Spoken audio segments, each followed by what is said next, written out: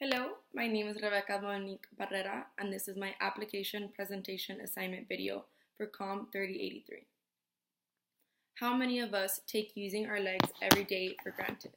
I know I am guilty of doing this, but with that in mind, today let me tell you about how my personal experience with a sister as it presents for an appropriate first-hand application of some of the greatest philosophical debates in history today between determinism and free will.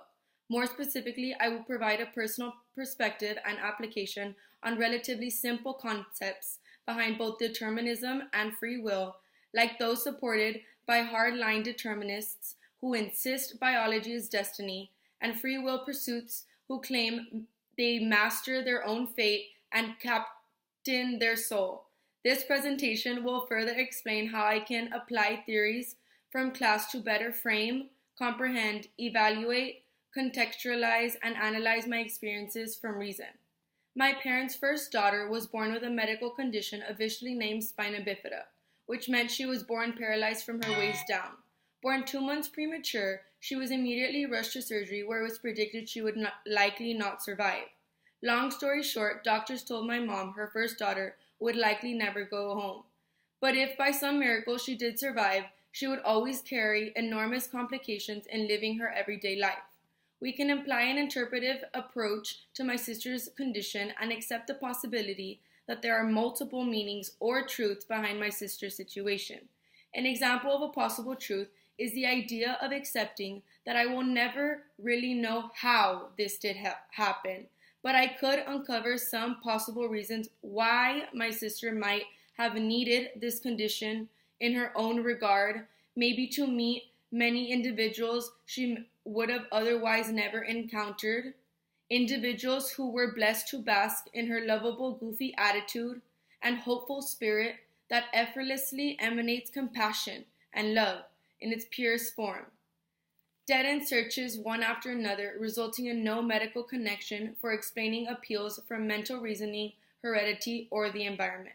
Against all odds, my sister lives to be a healthy, happy 27-year-old and stands today at 4 feet 2 inches tall with a little help from her other half, a vibrant, hot pink carbon fiber sculpture resembling something foreign yet exciting, like that out of a modern art exhibit. Now that I have discussed my personal experience, I will now make some inferences. This experience resembles an example from the book where individuals who feel like puppets on strings, describing when individuals feel truly helpless in a situation, those who believe they are a prisoner to limitations drawn by others. And with each growing year of life came more difficult and complex obstacles upon which my mother and sister did not shy away from, but rather seized the opportunity to set example, that this can be applied to other similar situations where we fear facing difficulties. Now that I have made inferences, I will discuss how these inferences can be transferred into other situations.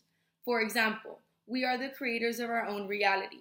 We must decide to be greater than our fears. My sister did, in her time, receive a bachelor in criminal justice from Texas A&M University, this being a grand accomplishment as they predicted it could not be done. In conclusion, I do agree to admit with the fact my sister Christian is very special. She is the definition of selfless in its purest form.